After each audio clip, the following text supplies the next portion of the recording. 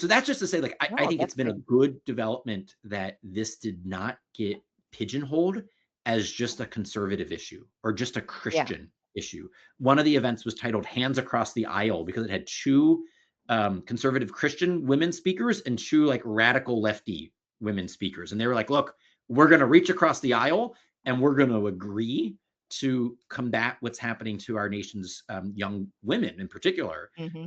under the guise of gender ideology. Okay, you ask It about is. the second wave feminists. Simone de Beauvoir, you know, she has that famous phrase where she says, "One is not born but becomes a woman." Yeah, that's it. And what the second wave feminists were trying to do was to drive a wedge between sex as merely biological and then gender as purely a social construct.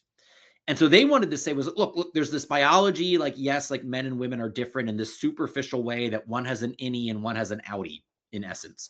But everything else is a social construct. And so they wanted to divide sex from gender. All right, that sets the table in essence for then gender theorists to say, well, wait, if it's all a social construct, then gender identity is what actually matters, not mere biology, right? The biology is just kind of like the plumbing, and we can rearrange the plumbing to line up with the truth, which is like my inner sense, my gender sense. So what they did was they divided sex from gender, which then allowed the trans activists to then say, oh, and gender isn't a social construct, it's a personal construct. Each and every one of us has our own inner sense of gender, and it's this inner sense of gender that is determinative.